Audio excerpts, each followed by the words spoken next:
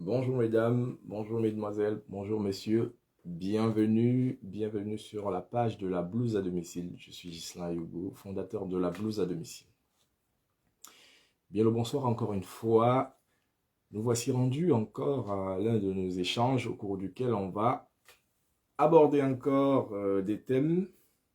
C'est un palier de plus à ce qu'on a déjà fait parce que lors des semaines précédentes, nous avons déjà marqué un arrêt non moins important sur certaines anomalies sur le comportement des personnes, des anomalies sur l'état, la santé mentale des personnes. Et ceci est dû au fait que j'ai eu de nombreuses sollicitations en message, des personnes qui m'ont demandé d'insister sur cette question-là et je remercie à tous ceux qui m'envoient plein de messages pour me faire des suggestions parce que c'est grâce à vous que nous allons faire évoluer notre concept. Voilà. Donc, ce soir, c'est notre échange, il va être complètement détendu comme tous les mercredis soirs. Il va être plutôt un round-up. Je vais prendre le temps. Bonsoir à Rexan, bienvenue sur la page de la blouse à domicile.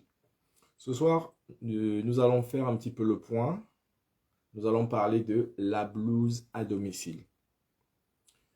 Je vais vous présenter en détail le projet La blouse à domicile. Pourquoi la blouse à domicile? Et je l'ai prévu en 3 points. Nous allons parler de la genèse, comment l'idée est arrivée, qu'est-ce qui a été fait, pourquoi nous sommes là, de quoi nous parlons. Bonsoir à Rexan. Et puis, nous allons parler des activités de la blouse à domicile. Parce que la blouse à domicile, évidemment, ce ne sont pas que des paroles, ce n'est pas qu'une plateforme qui va nous servir à échanger, parce qu'on échange pour arriver à une fin, il faut une continuité, il faut que ce soit une valeur ajoutée au quotidien des personnes. Voilà pourquoi nous allons parler donc de ces activités-là. Bonsoir Salomon, bienvenue et quand tu es prêt, tu me fais un message et puis je te prends. Puis, nous allons parler des enjeux. Des enjeux. Quels sont les challenges qui attendent la blouse à domicile? Quelle est la projection que les initiateurs du projet de la blouse à domicile ont fait? Où est-ce qu'ils veulent arriver? Vous aurez les réponses à tout cela ce soir. Voilà, bonsoir à ceux qui viennent d'arriver. Nous allons donner quelques minutes à ceux qui traînent encore le pas de nous rejoindre et puis nous allons commencer. Voilà. Le temps pour moi, comme d'habitude, d'organiser un petit peu ce que j'aurais à dire.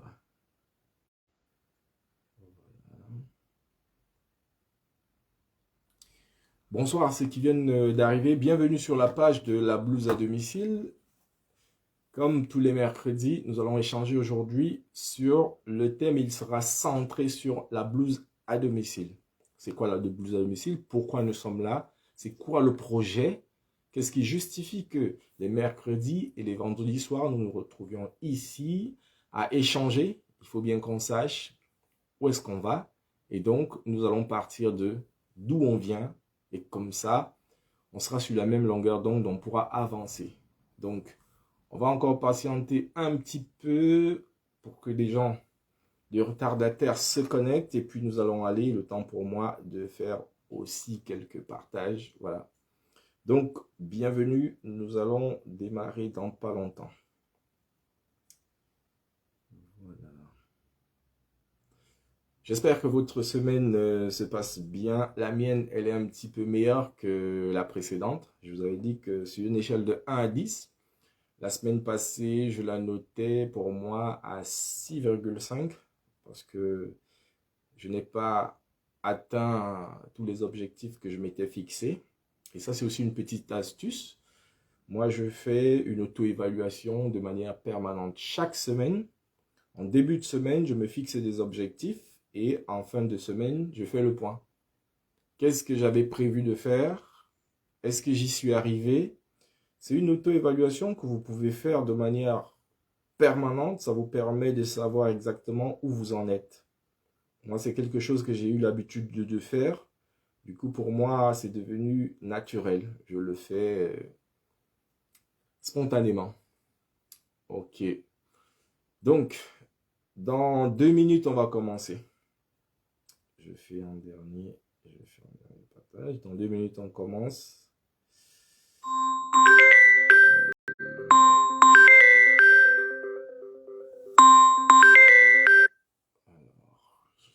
Désolé, j'ai eu un appel.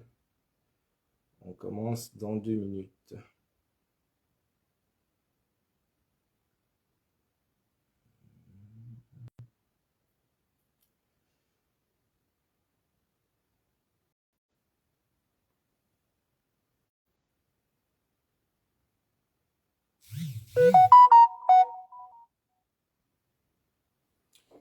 Voilà, on va pouvoir commencer.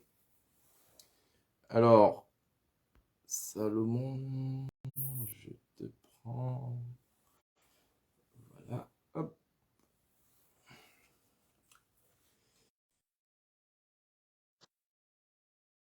Est-ce que ça va? Bonsoir, bonsoir, bonsoir à tous ceux qui viennent de nous rejoindre. Alors, Salomon, je t'ai fait une demande. Est-ce que tu veux bien accepter pour me rejoindre ici, qu'on puisse commencer? Ah là là, here we go. On y est. Bonsoir. Oui, mais Bonsoir, on te... Julien. Ah oui, donc ça va, on te voit mieux. Oui, bonsoir. La journée, ça a été? Oh, dur, dur, dur, dur, dur. Dur, dur, dur. Ah bon? Vraiment. Il me faut des journées de plus de 24 heures. Ah, malheureusement, Hein? sur cette terre, dans cette vie, on n'en aura que 24. 24 heures, c'est vraiment pas suffisant Hein? pour ce que je dois faire comme activités différentes, diverses et variées dans la même journée. Mais en tout cas, on trouve un peu de temps, on dégage un peu de temps pour la blouse à domicile. Bonsoir tout le monde, bonsoir à tous ceux qui sont en ligne et surtout à toutes celles qui sont en ligne aussi parce que nous avons un public féminin et de qualité de plus en plus nombreux. Donc, bonsoir à vous, bienvenue à la blouse à domicile, sentez-vous chez vous. Ah, bonsoir Jean-Marc, salut, salut mon grand. Tu dois nous suivre depuis les beaux quartiers hein, de Yaoundé, la capitale du continent. Ok. Bon. On va donc commencer. Bonsoir à tous ceux qui nous ont rejoints. Merci de suivre la page de la blouse à domicile. Bienvenue. Ce soir, nous allons prendre le temps pour faire l'ingénierie de la blouse à domicile. Bonsoir Fabienne Mabiala. Merci de partager le direct. Merci, c'est ça aussi qui nous permet de tenir bon. Il y a Jean-Marc Beniguin qui dit « Bonsoir Sensei, depuis Bastos au restaurant Bistro Lounge Café de Famous ». Mais Jean-Marc, The place to be. toi, tu es au bar, tu bois des bières. Ok, d'accord. Merci pour le bonsoir. Ok, donc ce soir, on va un petit peu faire l'ingénierie du projet La Blouse à domicile. Pourquoi est-ce qu'on vient échanger ici les mercredis et les vendredis? Qu'est-ce qui justifie qu'on soit là? Où est-ce que nous sommes en train d'aller? Et pour savoir où on est en train d'aller, on va essayer de comprendre d'où on part. Et on verra les moyens qui seront déployés pour y arriver. Donc voilà. C'est donc en 3 points. Ça va être assez rapide. Hein. Donc, on va commencer par la genèse. La genèse, je l'ai déjà dite. Alors, il y a Jean-Marc Biguin qui dit « The place to be, je bois à votre santé ». Ah, merci Jean-Marc. Bon appétit. Il faut bien boire. Donc, comment l'idée la blouse à domicile est arrivée? Je vais dire encore une fois merci à Salomon parce que la blouse à domicile est née d'un mauvais conseil. Et vous allez comprendre pourquoi. Un mauvais conseil, je l'ai même déjà dit de toute façon. C'est-à-dire, j'étais, moi, responsable clientèle pour un un groupe sur Paris 14. J'étais tranquille. J'avais mes 1750 € le mois. J'avais mon grand bureau, chaise en cuir. Je portais mes vestes et j'avais ma voiture de service. Tout allait bien dans ta vie. J'avais ma voiture de service. Sauf que vous comprenez bien qu'avec 1750 €, ce n'est pas la grande forme. Donc, j'échange donc régulièrement avec Salomon qui est tu également... convertis ça en francs CFA, ça fait beaucoup quand même. Hein? Ouais, ça fait un petit million et quelques. Ça fait beaucoup. Alors, ce qui se passe, c'est que j'échange avec Salomon, qui est vraiment, psychologiquement, il me soutient beaucoup. J'échange avec lui, je lui dis vraiment, ça ne va pas. Moi, franchement, le boulot que je fais là, ce n'est pas avec ça que je vais mettre mon duplex à Yaoundé. Et pire encore, j'ai connu quelque chose. Mon responsable de l'époque, il venait de se moquer de moi. C'est-à-dire, on faisait des afters tous les vendredis. Un vendredi, on finit le boulot, il me dit, hey, viens monter dans ma voiture. Alors, je le dis sans le dire, il avait un Range Rover Tiguan. Pour tout dire, le gars était bien.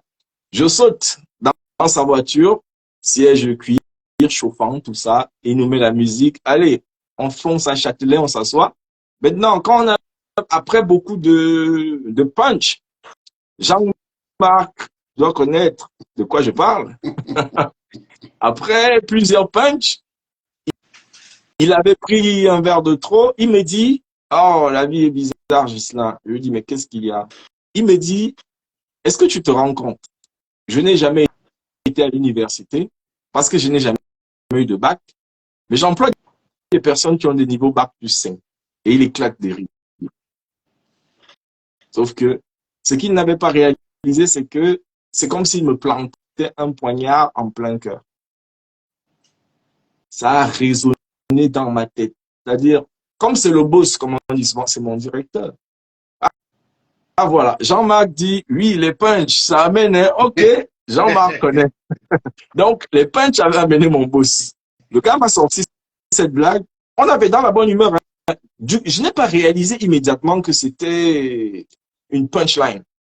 Après peut-être 10 minutes, quand j'ai réalisé ce qu'il avait vraiment dit, j'ai serré les dents parce que c'était mon boss. Il pouvait me virer à tout moment. Donc, franchement, quand on est avec le boss n'a jamais tort. On sourit toujours quoi qu'il dise. Même si on sourit niais. Bah, tu souris comme ça. Donc, je suis rentré donc. Je n'ai pas dormi parce que je suis rentré vers 3h, 4h. J'ai pas dormi. J'ai même dormi au salon d'ailleurs. Je me suis assis là, j'ai mis la télé. C'est là que je me suis assoupi. Dès le lendemain matin, j'ai appelé Salomon. J'ai dit à Salomon, j'en ai marre. C'était le samedi. J'ai dit à Salomon, j'en ai marre. J'en peux plus. Ben oui. C'est là que je lui ai fait le point un peu de ma situation professionnelle. C'est là où je lui ai dit, est-ce que tu te rends compte que j'ai 1750 € de salaire? Je lui raconte ma petite histoire. Mon directeur vient de se moquer de moi. Il dit avec le sourire que lui n'a jamais été à l'université, mais il emploie des gens qui ont bac plus 5 et il rigole. Et je lui dis, tu ne peux pas continuer comme ça. Ça fait mal, ça, est-ce que tu sais pourquoi? Ça fait mal parce que c'est vrai en plus. Donc, tu vois, le mec pèse des millions d'euros, mais il n'a jamais été à l'université. Toi, tu fais ton bruit partout que tu étais à l'université, mais c'est limite. Si tu peux te louer un logement décent, tu vois ça? Donc, moi, après ça, c'est plutôt la réponse de Salomon et le mauvais conseil de Salomon. La claque. Oui, Fabien, tu as raison, c'était la claque. Donc, la réponse de Salomon et son mauvais conseil à la fin. Vous verrez là où ça nous a emmené aujourd'hui. Salomon me dit, au lieu de répondre, réagir à ce que je dis, il me dit, tu as quelle formation? Quelles sont les formations que tu as faites? Je lui dis évidemment médecine, mais bon, ça c'est l'histoire ancienne. Après j'ai fait ci, après j'ai fait ça, après j'ai fait ça. J'ai été même athlète de haut niveau. J'ai représenté le Cameroun. J'ai fait Non, l'équipe si tu nationale t'appelles du les gens pour Cameroun. vivre, non? J'ai été sportif. Donc, et après, quand je finis tout ça, je me souviens, il me dit, comment tu te sens dans ton emploi actuel? Là, ça m'a un peu énervé parce que moi, je dis à quelqu'un que j'en ai marre de ce boulot. Il me fait finir de citer mes formations et il me demande comment je me sens dans mon boulot actuel. C'est aujourd'hui que je comprends qu'il voulait déclencher un déclic en moi. En fait, c'est aujourd'hui que je comprends que tu ne voulais pas me dire ce qu'il y a à faire. Il fallait que je trouve la Tu trouves solution. la solution. Je te mets juste sur la voie. Voilà. Sauf que ça a été un mauvais conseil parce que, en fait, moi, j'appelle ça un conseil. Tu ne l'as pas dit, mais tu m'as donné un mauvais conseil parce que après cette question d'abord, bon, je n'ai pas su Fabienne Mabiala. Oui, Fabienne Mabiala. J'ai fait médecine et également j'ai fait euh, 2 études de master. Ça, c'est autre chose. On va revenir au détail parce que j'ai un master exécutif en management du sport parce que dans une autre vie, j'ai été athlète international, mais ça, c'est une autre vie. Donc, ici, on est à la bourse à domicile, c'est pour ça que je parle surtout de ce qui est médecine. Mais il y a d'autres vies à côté. Donc voilà. C'est le plein. Quand Salomon me donne ce conseil sans me le donner, parce qu'il a déclenché, j'étais vraiment fatigué. Ce mauvais conseil. Oui. Moi, j'ai réagi à l'absolu. J'ai été extrémiste. Parce que ce que Salomon ne savait pas, c'est que le lundi qui suivait, je vais démissionner. Donc, ce week-end, ça a tellement travaillé dans ma tête que lundi matin, j'ai appelé mon boss, je lui ai dit, je pars. Il me dit, mais comment? Qu'est-ce qui se passe et tout? Je lui ai dit, je pars. Et croyez-moi, je n'avais aucun autre recours. Je ne savais même pas par où je devais commencer. J'ai démissionné, j'ai pris le premier train qui allait dans le sud et je suis allé chez Salomon. C'est une histoire très bizarre. Je débarque chez Salomon. Je lui dis, mon frère, je suis venu me reposer. J'en ai marre. J'en ai marre. On se met donc à discuter, mais tu as démissionné. Tu vas vivre comment? Je lui dis, frère, je ne cherche pas à savoir. J'en ai marre. Et vrai, j'étais à bout. Alors, on a ta mixture là, avec le citron, tout ça, machin. Il nous a préparé de bonnes choses là. Jean-Marc, l'histoire que tu connais là, c'est de ça voilà. dont tu parles là. Hein? Jean-Marc, apparemment, il t'a déjà aussi fait le mélange là. Donc, il a fait le truc là. Tu mets le gingembre aussi, des choses. Ça donne quelque chose de bien. J'ai pris ça. Ça m'a détendu. On s'est mis à faire le sport et ça m'a fait du bien. Lui, il allait bosser. J'étais couché, je zappais mes chaînes. Quand il finit le boulot, il revient. On part faire le sport.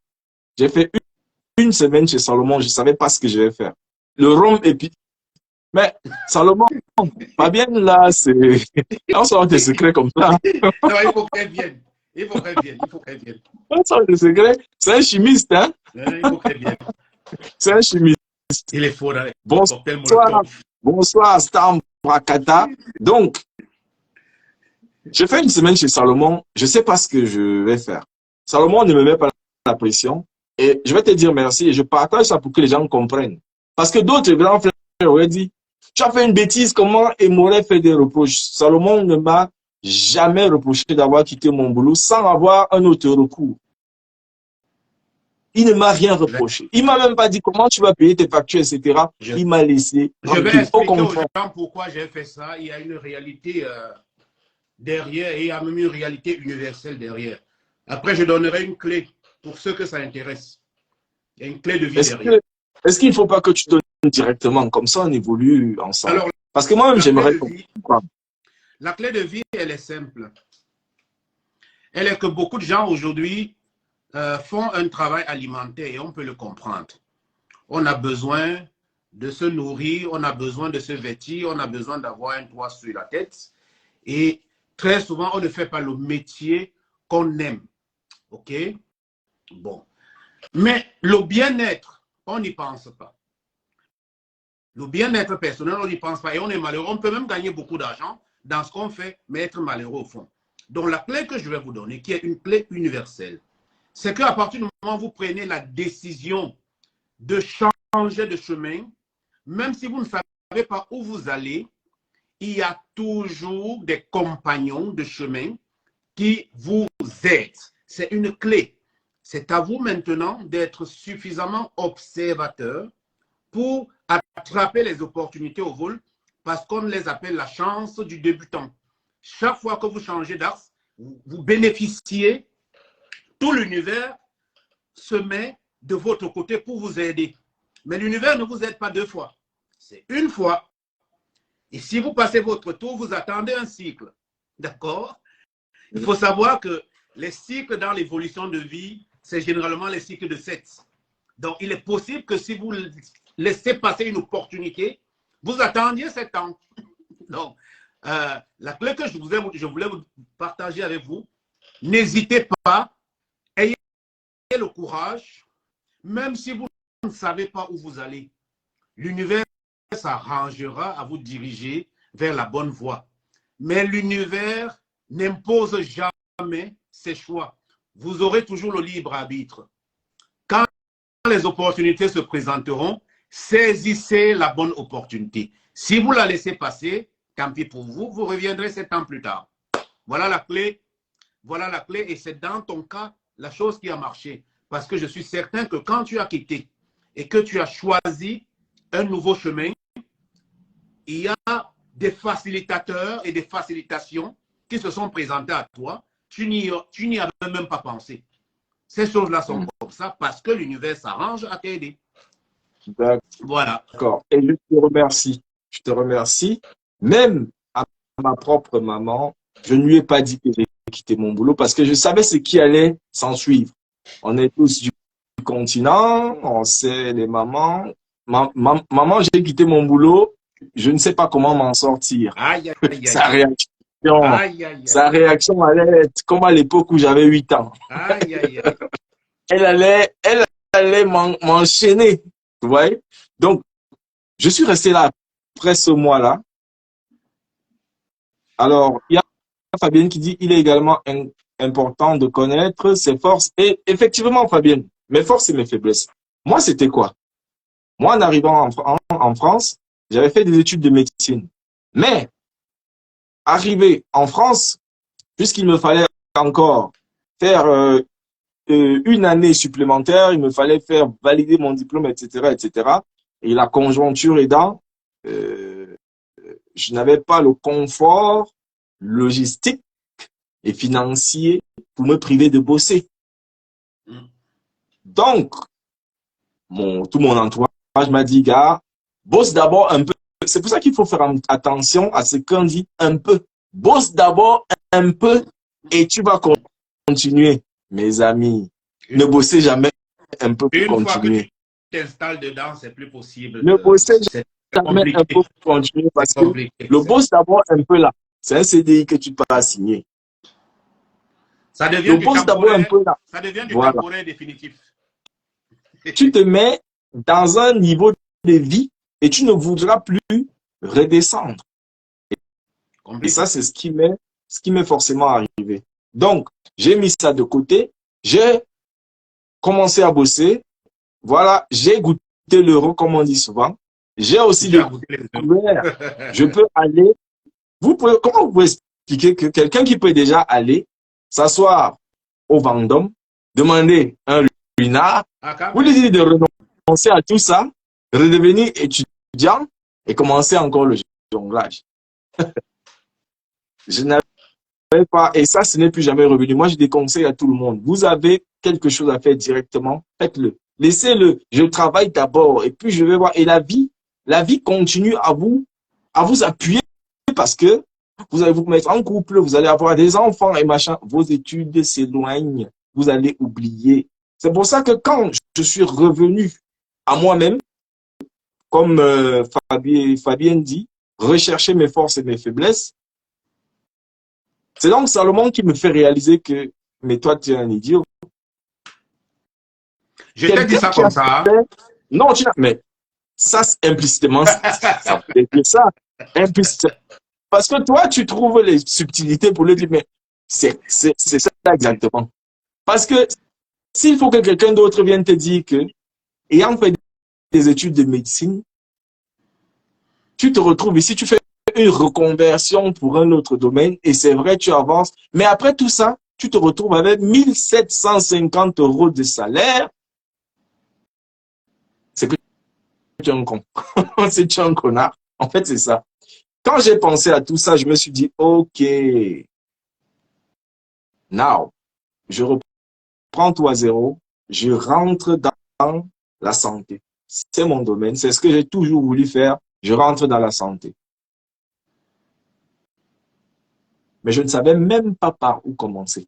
La santé, c'est vaste. Je ne savais pas par où commencer. La santé, c'est vaste. Parce que, qu'est-ce que je vais faire? Donc, je vais aller, par exemple, dans une fac de médecine, je vais leur écrire « Bonjour, on commence comment? Le plaisir est pour moi de venir auprès de votre haut établissement pour vous dire que depuis 2009, qui fait encore les communications professionnelles comme ça? Pour dire, depuis 2009, j'ai fait médecine et nous sommes aujourd'hui en 2019. Je veux revenir. C'est-à-dire, moi-même, je dis que bon, la personne qui va recevoir le mail là, même la force de me répondre, il n'aura pas peut-être. Je dis bon, qu'est-ce qu'il faut faire? Je rentre dans les professions de santé, j'ai fait médecine, qu'est-ce qu'il faut faire? Je vais me spécialiser. Je vais me spécialiser. Je pense, je vais me spécialiser.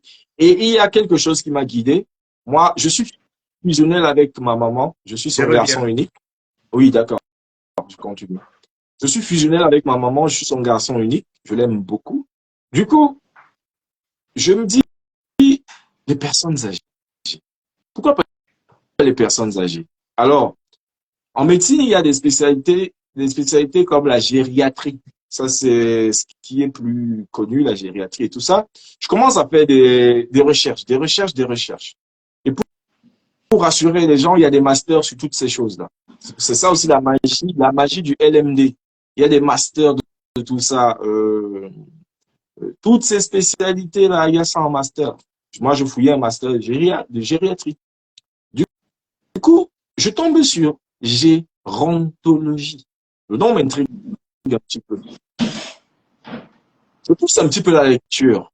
C'est quoi la gérontologie? Bah, l'étude des maladies liées au vieillissement et des prises en charge des personnes âgées, etc. et tout ça. L'accompagnement du point de vue santé. OK, ça m'intéresse. Donc, ce n'est pas clinique, mais c'est vraiment la santé. Je dis, OK. Comme ça fait près d'une dizaine d'années, je n'ai pas lu l'anatomie, la physiologie, la physiopathologie, etc. Mais du point de vue santé, j'ai une bonne ouverture. Si je fais cette spécialisation, ça ira. Du coup, je me lance. Quand je me lance, je découvre le secteur de l'aide à domicile. Parce que c'est eux qui s'occupent des personnes âgées au domicile. Du coup, comme j'avais aussi une formation en management, gestion des entreprises, je suis recruté comme chargé des ressources humaines. Gérant les ressources humaines, je vois les intervenants, les aides-soignantes, des auxiliaires de vie qui s'occupent des personnes à domicile. Je vois leur souffrance. Elles souffrent vraiment, elles travaillent beaucoup. Le Covid arrive, etc. Je vois leur détresse.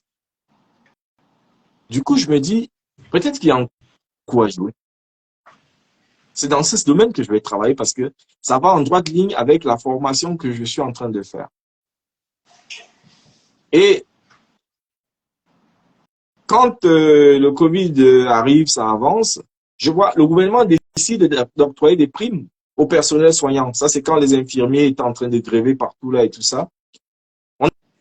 On avait des infirmiers, des aides-soignants, des auxiliaires de vie et assistants de vie. Les primes arrivent et c'est moi qui suis chargé des ressources humaines. Donc, c'est moi qui mets les primes dans les bulletins de paye. Je mets des primes aux infirmiers, je ne mets pas aux autres. Les réclamations s'en suivent. Il y a un défilé dans mon bureau. Ah non, non, j'ai pas de primes, machin, truc, machin.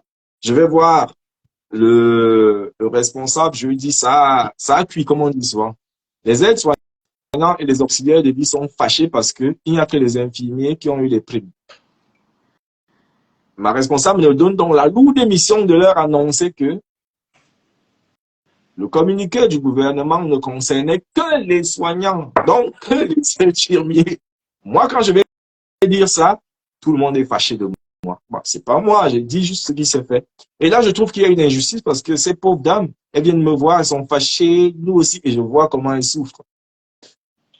Heureusement que quelques mois après, le gouvernement a encore déployé une mesure pour gratifier aussi ce public-là. Du coup, je remarque que dans toutes les communications, ces personnes-là sont un peu lésées.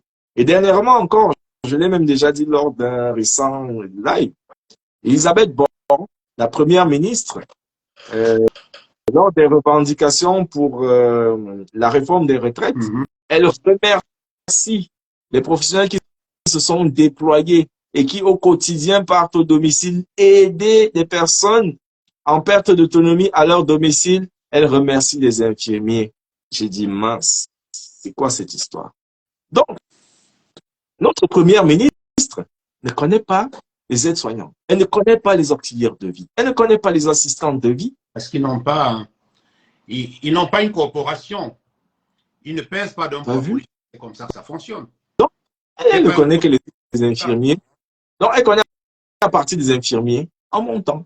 Du coup, je me suis dit, OK, comme c'est une partie qui est un peu lésée, moi, je crée donc une plateforme pour valoriser ces métiers-là, ces petits métiers. Je dis petits, pas parce qu'ils sont petits par leur qualité, mais petits parce que c'est le regard que le gouvernement a envers ces métiers-là. Et peut-être même la société, parce que beaucoup de personnes très peu intelligentes disent à ces professionnels-là, tu t'occupes des papilles, tu laves les fesses des papilles, tu fais ceci. Les regarde avec dédain. Mais c'est un manque total d'intelligence. Parce que c'est un métier où il faut du cœur. Ce sont des métiers où il faut du cœur. Il faut aimer la vie, l'humain. Déjà qu'il y a des personnes ici, son propre frère, il ne peut pas supporter de voir son propre frère déféquer devant lui. Combien de fois une personne que vous ne connaissez de nulle part, qui atteint peut-être d'Alzheimer, qui vous crache dessus, qui vous frappe, mais vous ne vous fâchez pas, vous répondez avec amour, parce que vous vous dites, elle ne fait pas exprès, c'est la maladie. Est-ce que vous savez le niveau d'amour qu'il faut pour ça? Du coup, je me dis, il faut créer une plateforme vraiment pour valoriser ces métiers-là. Et à côté de ça également, partager les petites connaissances que je peux avoir sur les maladies en général et en particulier celles qui sont liées au vieillissement. Voilà comment l'idée de mettre en place cette page m'est venue. Et le résultat avec le mauvais conseil de Salomon, c'est que je suis allé plus loin. En mettant cette plateforme-là, je me suis dit, ben, toutes ces injustices-là, ici, je suis salarié,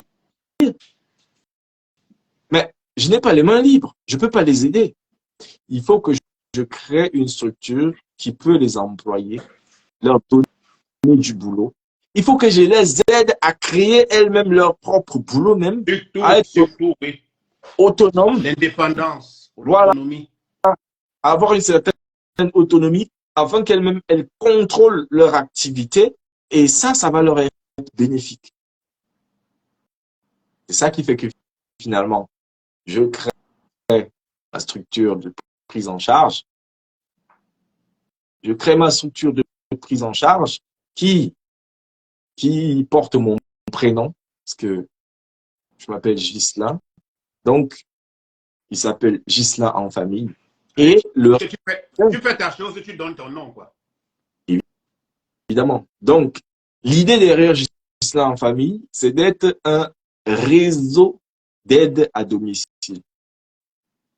Ça veut dire, je me dis, moi, je suis allé chercher les agréments, les autorisations au niveau de l'État.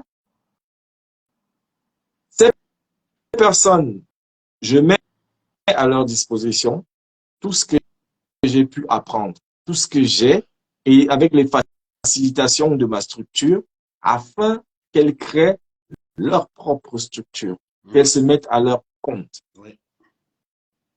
Et parce que dans la vie, on ne peut pas tous faire la même chose. Si vous n'avez pas fait de longues études, je m'entends. Je ne sais pas pourquoi je m'entends. Oui, c'est moi. Ouais, ok. Si vous n'avez pas fait de grandes études, votre frère à côté de vous a fait de grandes études. Et votre frère qui a fait de grandes études n'a pas votre expérience sur le terrain. Ce qui fait que les deux ensemble, vous pouvez constituer une force. Voilà pourquoi on s'est donc trouvé en train de lancer cette plateforme qui existe désormais et qui est ouverte. Partager donc l'information avec toutes les personnes qui sont lancées, que ce soit dans l'aide à domicile, même celles qui ne sont pas là mais qui veulent s'investir dans ce secteur parce que c'est un secteur qui est prometteur, qui est porteur, parce que la population vieillissante, je parle pour la France, représente une bonne partie des citoyens. Et donc, le besoin est grand. Le besoin est grand. Donc, il y a, moi, quand il y a un marché aussi pour parler en termes économiques. C'est presque ça. Donc, je suis allé à la maison de l'autonomie. Le jour où j'ai discuté avec la responsable, elle me dit actuellement, j'ai 13 personnes âgées qui ont besoin d'aide. Je ne sais pas quoi en faire. Il n'y a personne pour aller s'occuper d'elles. 13. À l'époque, je n'étais pas encore agréé, je n'avais pas encore de structure. Donc, s'il y avait une structure, elle avait 13 personnes dont je devais m'occuper là, immédiatement. Elle me regarde dans les yeux et me dit, j'en ai 13 là. Qu'est-ce que j'en fais? Je suis sorti de là, j'ai dit, je crée une structure d'accompagnement. Je crée une structure d'accompagnement. Donc, voilà un petit peu comment c'est né. Ça a été long, mais voilà ce qui nous a mené aujourd'hui à être là et à parler au niveau de la blouse à domicile. Et le volet santé de la blouse à domicile, je me suis appuyé sur la définition de l'OMS de la santé. C'est-à-dire, je ne parle pas que de maladie et absence de maladie. Je parle de la santé dans ces trois composantes, physique, psychologique et même sociale. Voilà pourquoi des fois, on va se mettre à parler du volet social de la santé. Certains vont croire qu'on est en train de s'égarer. Non. Non, parce que vous pouvez ne pas avoir de maladie. Mais si vous avez un voisin qui vous empêche de dormir, vous n'êtes pas bien du tout. Ça nuit à votre santé. Si vos enfants ont des mauvais résultats scolaires, ça nuit à votre santé. C'est social. Et cette composante-là, à l'échelle mondiale même, elle est rarement prise en compte. Pire encore en Afrique, elle n'est pas encore envisagée. Elle n'est pas envisagée même. Donc là-bas, c'est une autre histoire. OK. Donc, bonsoir, bienvenue à ceux qui viennent d'arriver. On était un petit peu en train d'expliquer la genèse de la blouse à domicile. Passer cette première étape, je vais laisser Salomon nous parler un petit peu des activités que nous allons déployer au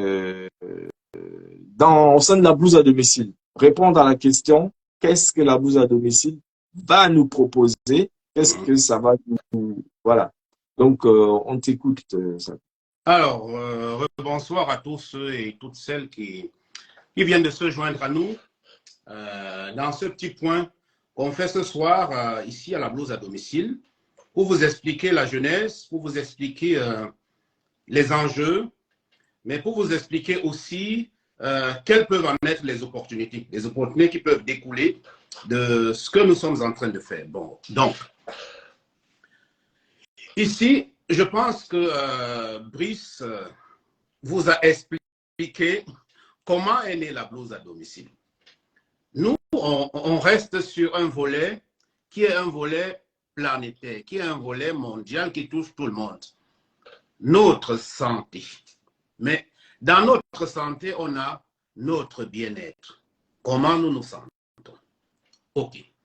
Nous sommes dans une société aujourd'hui où il y a trop de pression. C'est-à-dire que le premier qui n'a aucune pression sur lui tous les jours lève la main.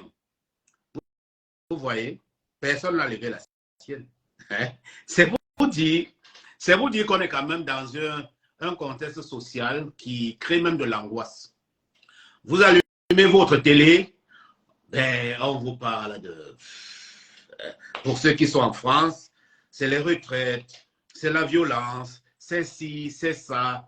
Bon, vous décidez d'éteindre la télé. Vous dites, bon, vraiment, on était à ce truc-là. Vous regardez votre téléphone, mais vous avez des notifications de trucs, les autres, les uns les plus gore que les autres, c'est compliqué. Vous allez au travail, c'est pas évident. Vous rentrez chez vous, à domicile, vous vous dites, OK, ici, c'est mon cocon, c'est mon havre de paix. C'est pas évident non plus. Donc, on s'est dit, mais ce stress, parce que on utilise ce mot sans se rendre compte que c'est une pathologie. Le stress touche la santé et le stress tue, les amis. Le stress détruit. Non. Alors, on a pensé joindre l'utile à l'agréable. Et je vous assure que ce dont on va vous parler maintenant, attendez que je boive un peu de thé parce que ça va détendre ma gorge. C'est sûr que c'est du thé? Je vous rassure, c'est du thé. Pour les gens qui vont me soupçonner de boire le coca à l'adi, c'est du thé. Jean-Marc n'est pas convaincu. Non, c'est pas le coca à l'adi. Donc, imaginez, on va faire ce petit exercice mental ensemble. Imaginez que vous passiez un week-end. Vous arrivez vendredi et vous partez dimanche en début d'après-midi. Dans un endroit sympa où vous n'avez plus aucun lien avec tout ce qui peut vous déconnecter de vous-même. La première chose que vous mettrez de côté, c'est votre téléphone portable. Ça s'appelle la déconnexion numérique. D'accord? Vous vous rendrez compte que, mais le fait que vous n'ayez plus cet outil entre les mains, ce machin qui nous rend tellement dépendants, au point où ben, nous n'avons plus d'existence qu'à travers notre téléphone. Eh bien, le téléphone, on le met de côté. OK. Secondo, mais beaucoup d'entre nous voyagent et aiment les voyages. Ils sont partis très loin. Moi-même, le premier, je suis un grand voyageur. Mais combien ont fait le voyage le plus important? Combien d'entre vous avez voyagé à l'intérieur de vous-même? Combien se sont posé la question, qui suis-je? Et combien savent comment se reconnecter avec soi-même et son environnement? Donc, vous voyez, on est en train, parce qu'on est dans un endroit sympa, mais on joue sur le bien-être. On joue sur l'équilibre psychologique. Et on joue à reprogrammer la personne que vous êtes. Parce que, évidemment, nous ne pouvons atteindre notre plein potentiel que si nous sommes en paix et bien dans notre peau. Mais bien malin celui qui va nous dire que avec ce stress, il est bien dans sa peau.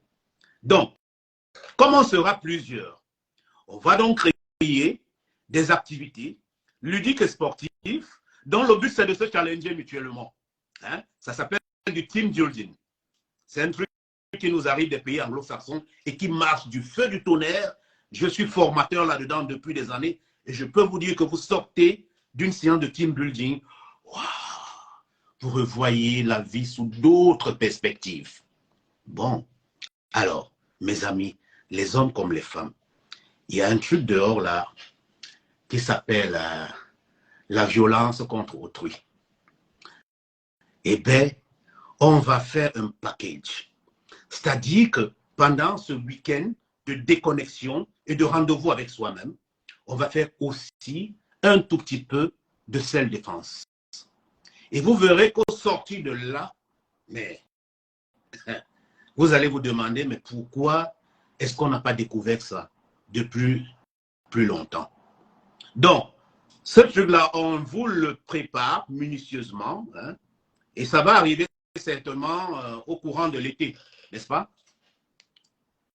Si, j'aurais pas dû le dire, zut, alors j'ai balancé, j'ai spoilé. Mais tu peux, hein, tu peux. Je vois ta tête que j'ai spoilé. Non, on les aime, hein, nos amis de la blouse à domicile.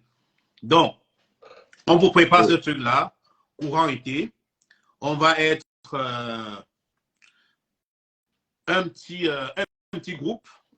On viendra un peu de partout de la France. Pour l'instant, on va le faire ici parce que c'est notre territoire. On maîtrise un tout petit peu. Peut-être que ça va bouger un jour, mais pour l'instant, on va le faire ici. Donc, on va avoir des gens qui vont venir d'un peu partout. On a commencé à en parler hors ce réseau à des amis. Et on a même été agréablement surpris parce qu'on a 3 amis qui viennent carrément de l'international, du Canada, de Suisse et de Belgique. Donc, vraiment, une fois qu'on aura totalement arrêté les contours de cette affaire-là, vous allez avoir l'information, la primeur de l'info. D'accord?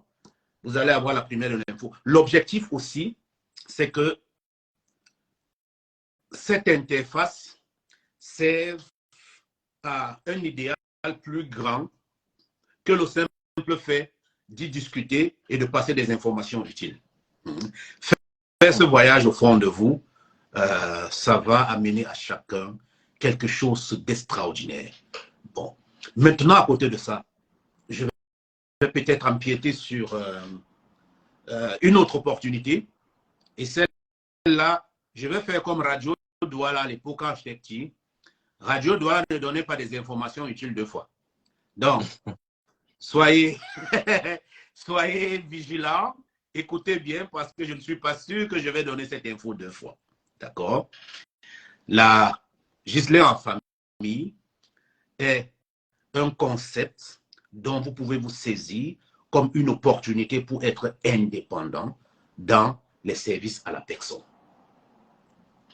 Il y a une forte demande qui est nationale, il y a des accompagnements et il y a un marché et il y a une expertise. Donc, ne vous sentez pas obligé de rester dans un secteur professionnel où vous êtes mal à l'aise. Même si vous gagnez bien votre vie financièrement, la qualité de vie est souvent plus importante que combien on gagne. Si vous vous sentez l'âme d'aller vers les autres, si vous vous sentez l'âme d'être épanoui en rendant service aux gens, vous pouvez être épanoui en rendant service et en gagnant beaucoup d'argent en étant à votre service. Donc, sachez qu'il y a aussi cette opportunité que Ghislain en famille via la bourse à domicile vous propose. Il y a plein de choses qui sont ici. Restez juste connectés. Moi, j'ai déjà dit ma part, je ne dis plus rien. Oui, je te remercie d'avoir trouvé les mots justes pour dire ça.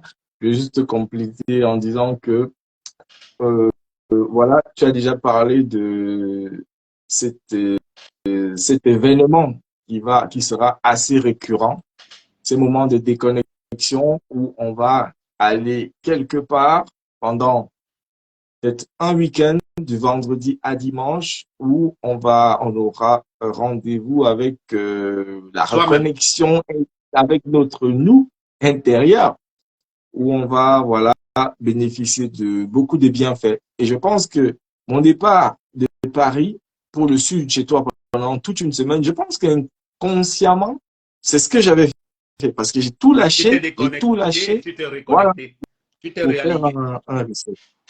Donc, à côté de ça, je veux aussi parler des formations.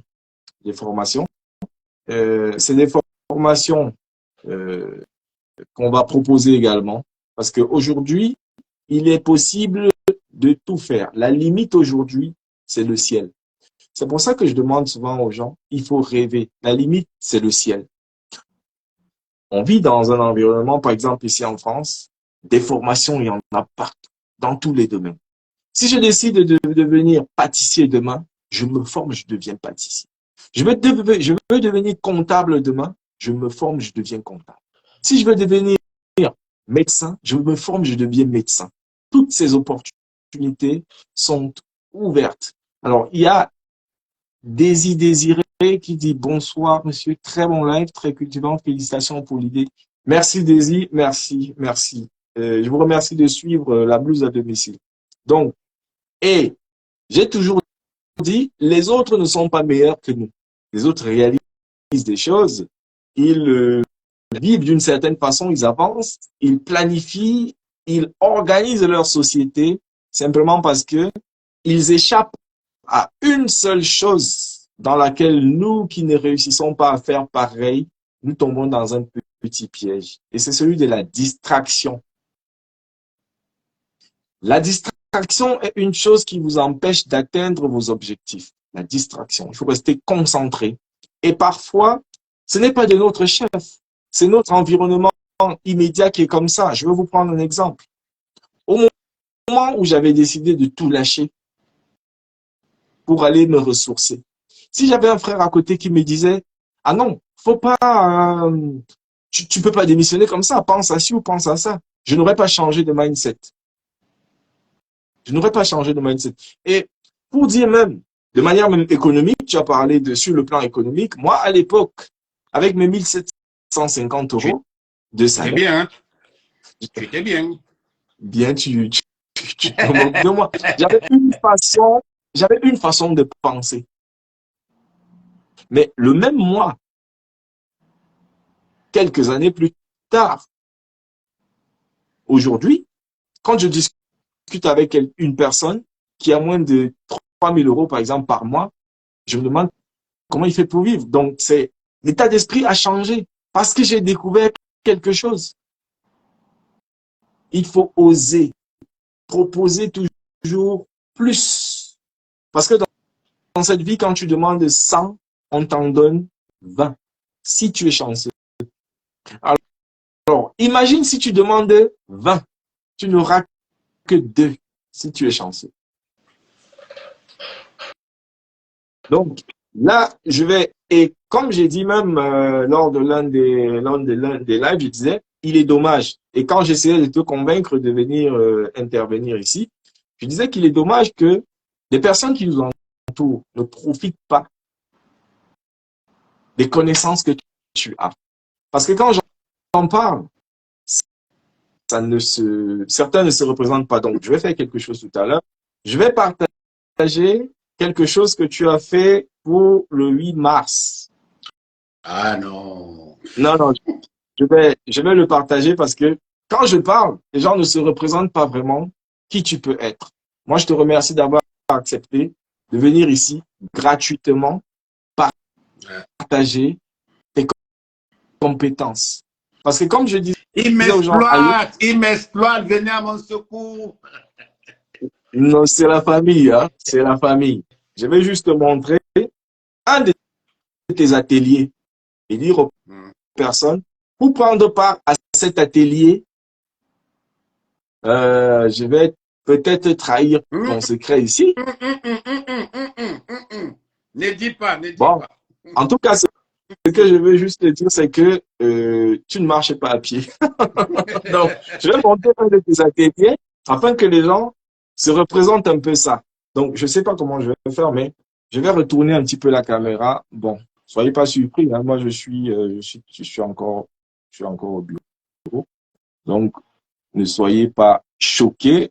Attends, je suis encore au bureau, ne soyez pas choqués. Bon, je vais essayer. Il faut que je commence avec ça. C'est peut-être parce que dans une vie antérieure, je m'appelais ça, le monde fallait savoir. Mais enfin, la problématique de trouver des solutions pour que les femmes ne soient plus victimes, c'est quelque chose qui a beaucoup d'intérêt à mes yeux. Ici, je venais juste pour vous enseigner des petites techniques de cette défense pour que vous défendiez, pour que vous protégiez, et que vous protégiez les autres. Ce serait bien, mais ce ne serait pas suffisant. Parce que la violence, c'est plusieurs étapes, c'est plusieurs niveaux. C'est une composante, c'est une espèce de fibre qui a plusieurs fois. Donc, il y a une forte violence psychologique. Celle-là, elle est insidieuse. Elle s'infiltre comme ça, elle s'installe et elle détruit les ronges de l'intérieur. J'ai créé un programme qui marche parce que j'ai de bons retours et il faudrait que ce programme marche davantage. Ce programme, c'est cette défense pour lutter contre les violences et ce programme a deux volets, deux articulations. Une articulation psychologique, la prévention. Comment est-ce qu'on peut détecter ce comportement violent pour les femmes? Comment est-ce qu'on peut détecter un homme, par exemple, qui est un pervers narcissique? Comment on peut s'en prévenir? Lorsqu'on est dans un environnement, comment sentir l'environnement et savoir que... Bon. Vous venez d'assister C'est vrai que ça a été, c'est un bout, mais c'était pour montrer un peu aux personnes ce dont je parle, parce que moi je t'ai vu en action. Merci Fabienne. Et le souci ici, c'est que puisque vous, quand je dis vous maintenant, je parle de toi Salomon, vous qui avez fait certaines formations, certaines études, vous êtes trop à distance. C'est pour ça que quand j'ai essayé de te convaincre de venir ici sur une simple page Facebook pour communiquer gratuitement, c'était pour rendre accessible ces bienfaits que tu accordes à d'autres personnes. Parce que il y a des personnes qui n'aiment pas lire. Il y a des personnes qui n'aiment pas chercher des informations, qui ne s'intéressent pas à certaines choses. Donc, je pense que c'est aussi de notre responsabilité de ramener ces choses. Voilà ce que tu as fait. Bonsoir, Sana. Voilà ce que tu as fait pour la journée du 8 mars. Et c'est quelque chose d'extraordinaire. Donc, je vais maintenant mettre comment j'appelle ça? Des témoignages, des retours d'expérience de certaines personnes qui ont pris part à cette atelier. Non, mais je vais le faire. Écoute, il faut qu'on sache de quoi il s'agit. Oh là là. Voilà. Donc, tant pis pour toi si tu n'étais pas bien maquillé ou quoi que ce soit. Donc, on va tout voir. Donc, bonsoir à tout le monde. Bonsoir. Bienvenue sur la page de la blouse à domicile. Excusez-moi, j'ai ma batterie qui est faible là. Attention. Bienvenue sur la page de la blouse à domicile. Nous sommes en train de regarder un petit peu. Attends, je vais mettre mes lunettes pour me cacher. Hein. Nous sommes en train de... Voilà, je me cache. Chers voisins, ça ne sert à rien de se cacher. À rien de... Donc, alors, nous sommes en train de regarder un petit peu le travail que Salomon a fait pour la journée du 8 mars avec ses formations qu'il a accordées à la gente féminine, cet accompagnement. Donc, on a regardé un extrait de son intervention. Dommage, je n'ai pas, bon, la qualité elle est médiocre, mais je voulais juste te donner un aperçu. Donc là, on va un peu écouter le ressenti des personnes qui ont participé à à cette journée pour donner un avant-goût à celles qui vont prendre part à ces événements que tu vas diriger. Et voilà, il y a Fabienne qui dit les lunettes du Zomrois. Ça a commencé, cher voisin. Continue avec tes lunettes. Continue. Ok, on va donc... Non, Fabien, j'enlève mes lunettes au pas. Non, cher voisin, mets tes lunettes. On va donc recommencer. Allez, je retourne d'abord déjà à la caméra. Bon, soyez indulgents, hein. Mon bureau, c'est pas le Hilton. Donc, prenez ça comme ça.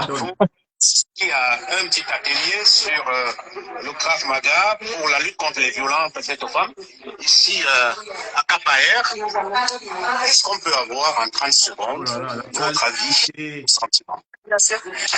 C'est ma première fois. Je découvre le Krav Maga et j'ai trouvé ça hyper intéressant parce que c'est des choses qu'on peut mettre en pratique. La formation a été très courte, mais c'est des choses qu'on peut mettre en pratique maintenant en fait. On peut, voilà. Tout à l'heure, je me fais agresser dans la rue, ben, je saurais me défendre, je suis très contente. Fantastique, on va éviter quand même que vous vous fassiez agresser. On peut éviter. Mais au moins maintenant, je sais me défendre. Merci beaucoup. Bonjour. Alors, tout à l'heure, tu as participé à un petit atelier de Krav Maga et de développement personnel pour lutter contre les violences faites aux femmes. Ça, c'est mon doigt. Hein. Ça n'est pas... Alors, ça, c'est parce que je veux dire un mot. Est-ce que vous voyez le visage rayonnant de ces dames? Ça, c'est la composante sociale de la santé. Oui. Il y a même une étude. Il y a une étude qui dit que les personnes qui rient, sourient, rigolent le plus souvent ont une espérance de vie plus longue. Ça veut dire que le bien-être social a un impact sur l'espérance de vie. Ça, c'est aussi quelque chose qu'il faut dire aux gens. Donc, essayez de prêter attention sur comment ces dames se sentent. Sur le body language. Voilà. Attends, il y a Fabienne qui dit, Salomon, les hommes revendiquent les femmes soumises. Toi, tu formes les femmes pour battre les hommes, mais je suis prête à y participer. Donc, on va remettre des pendules à l'heure.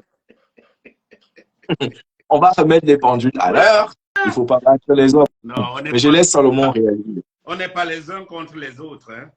On est les uns avec les autres. Hein. On n'est pas contre, et on est avec. Moi, j'aime parler en image. Les hommes qui recherchent des femmes soumises, je le dis avec emphase, ce sont des hommes qui manquent d'intelligence. Et ils ne sont pas ambitieux du tout. Parce que la femme et l'homme, quand on se met ensemble, c'est pour former une force. Je vais vous dire comment l'équipe se passe. Même celles qui sont femmes au foyer. Pendant que je suis au bureau, ma femme s'occupe des enfants. Ça fait qu'on fait plusieurs choses à la fois. Quand je rentre le soir, on se retrouve, on fait des activités ensemble, on s'épanouit. Quand on prend nos vacances, on est à la Côte d'Azur.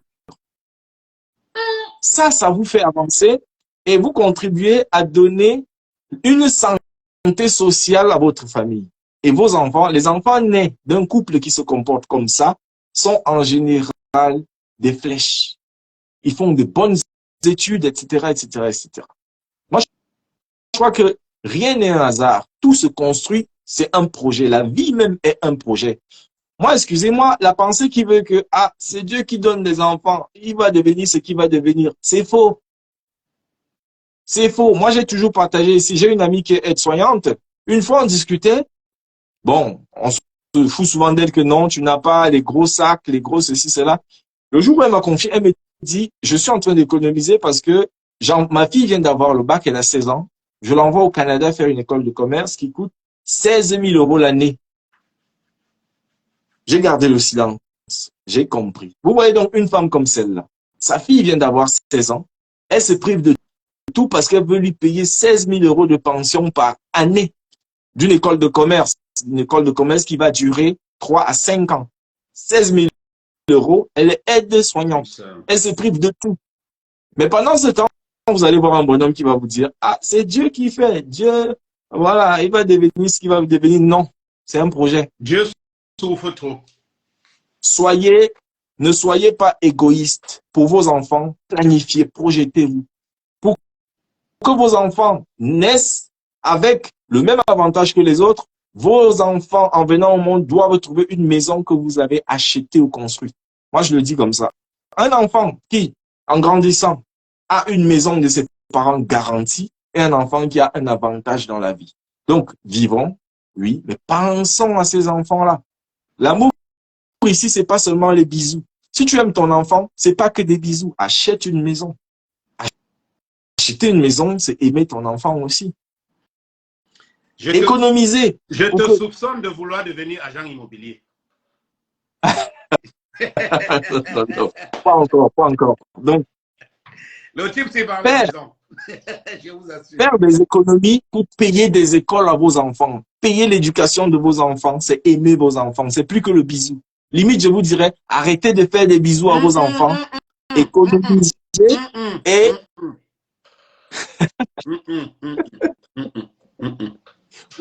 Bon, j'exagère. Faites de la aussi. On a dit qu'il faut de l'argent. Mais en fait, tu sais, moi, quand j'étais encore à Paris, je m'amusais souvent à me balader dans les cités. Je voyais comment les enfants, ils courent, ils montent, ils descendent du matin au soir, sans but précis. Je sais pas moi, les parents sont là. Ils sont même où tu ne sais même pas. Du coup, je me demandais, cet enfant-ci, pendant que son camarade a son père qui est en train de penser à son avenir, lui, son père, il sait même pas là où son père est parti. Sa mère est là-bas, je sais pas moi, elle cause, elle fait des ragots au quartier. Et lui, il est là, il court partout. C'est injuste parce que vous condamnez ces enfants-là dès la plus tendre enfance. Bon, là, c'est un autre sujet. Je reviens donc à ce qu'on faisait. Moi, je te remercie parce que je parlais du bien-être de ces femmes-là. Et les hommes qui veulent des femmes soumises. Quand vous voyez des femmes aussi épanouies, celles que je vais mettre là tout à l'heure, regardez comment elles se sentent bien. Imaginez ce soir. Ce soir, en rentrant, je suis sûr ce soir-là, elle est rentrée avant, son mari était encore au boulot. Elle va faire un petit repas, elle va mettre des chandelles, elle va se mettre une petite tenue très légère. Ça donne déjà un aperçu de ce qu'a été cette soirée-là. Grâce à qui? Wow. Tu vois? Yes.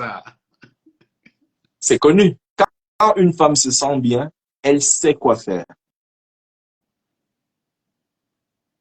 Voilà. Donc, on va écouter celle-ci. Faites attention à son humeur et tout. Je vous fais encore le plaisir de mon bureau très joli. Voilà, on va écouter. Allez.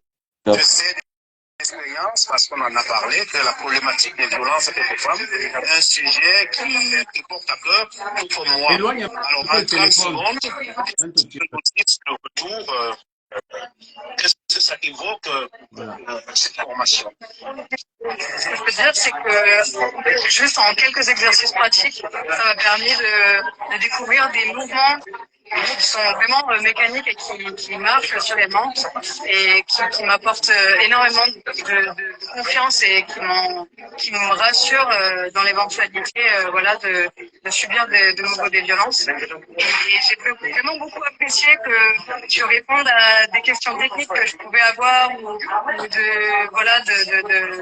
d'enrichir en fait l'exercice suite à mes questionnements. Je t'ai trouvé vraiment très présent avec nous, très réceptif aux demandes et je trouve que c'est un travail précieux et essentiel. Et le ressenti que j'ai, c'est que j'aimerais pouvoir pratiquer et m'exercer plus longuement avec toi et du coup que tu puisses avoir beaucoup de financement pour faire de nous des femmes qui sont prêtes à tout et à faire face en fait à toute situation. Merci. Merci infiniment. Voilà, elle est joyeuse. À mon tour de poser une équation. Elle est complètement joyeuse. Quand vous voyez une femme dans cet état d'esprit, imaginez quand elle rentre chez elle. C'est le sourire. En fait, son époux ne saura pas pourquoi elle se sent aussi bien. Il va juste profiter des bienfaits du fait qu'elle ait évacué tout ce stress. C'est là que se trouve la clé, c'est-à-dire, on conseille l'activité physique. Mais ce qu'on ne dit pas aux gens, c'est que l'un des bienfaits de l'activité physique, ce n'est pas seulement parce que vous allez contrôler votre silhouette, c'est aussi parce que l'activité physique, non seulement c'est un bon moyen pour évacuer le stress, mais l'activité physique provoque la sécrétion des hormones du bonheur, des hormones qui vous permettent de résister au stress. Et l'une des plus connues, c'est l'adrénaline. Ouais, l'adrénaline pour résister à la souffrance, mais Oui. Le nom va me revenir. En fait, il y en a plusieurs. Hein. Il y en a plusieurs. Mais la plus commune, c'est-à-dire celle elle a beaucoup de fonctions, c'est celle-là. Il faut savoir que une personne qui fait le sport, c'est une personne qui va mieux s'accepter du point de vue physique même. Le sport donne l'assurance. C'est pour ça que pendant ces sessions, il est important d'associer la pratique sportive, l'exercice physique. Ça permet de se défouler. C'est le meilleur moyen d'évacuer le stress. Voilà. Donc, voilà une session que Salomon a donnée pour le 8 mars. La dopamine, merci. La dopamine. Oui. Merci, Fabienne. La dopamine. Donc, il faut donc dire que voilà à peu près le genre de choses qui seront faites pendant ces activités-là qu'on m'a proposées ici. J'ai voulu montrer, c'est vrai qu'ils ne voulaient pas. Et la qualité n'était pas très bonne, mais j'ai voulu quand même partager, vous donner un aperçu. En plus des formations, il y en a une qui a parlé de développement personnel. Le développement personnel, on en entend parler partout. C'est devenu tout et n'importe quoi. Et c'est devenu tout et rien en même temps.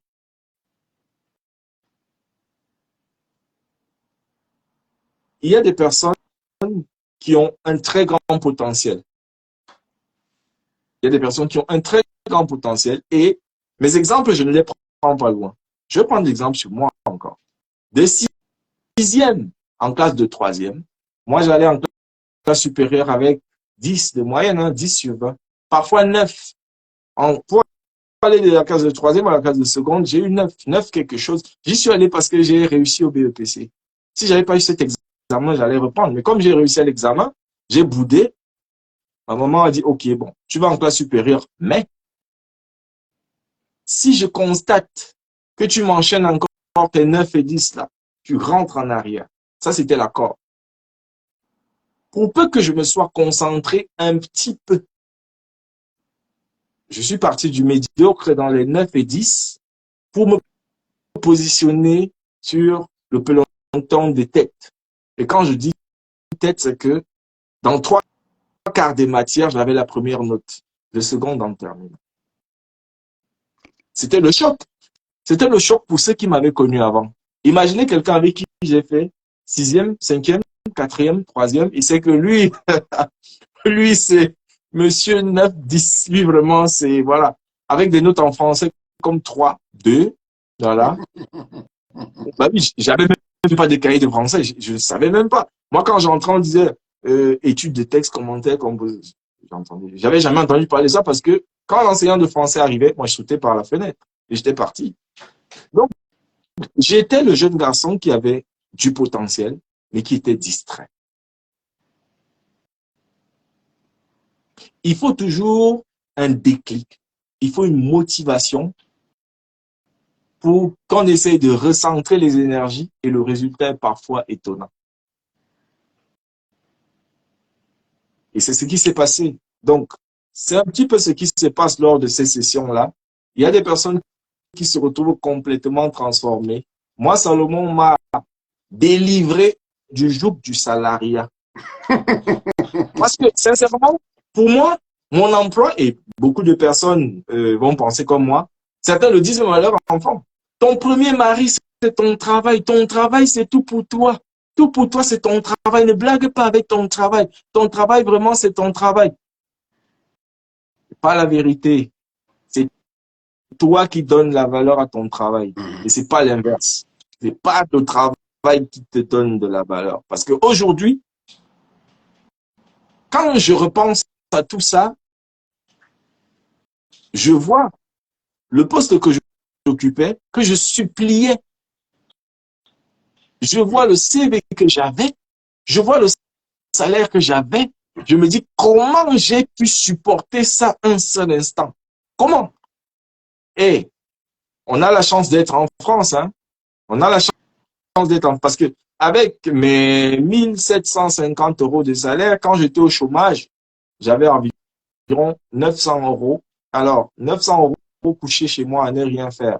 Entre 900 € couchés chez moi à ne rien faire et 1750 sortant de chez moi chaque matin, rentrant vers 20 h, parcourant tout Paris, tout arrondissement confondu, derrière des clients, avec les misères et tout, prenant des PV partout parce qu'il faut me garer, il y a des radars, il y a des feux et tout ça.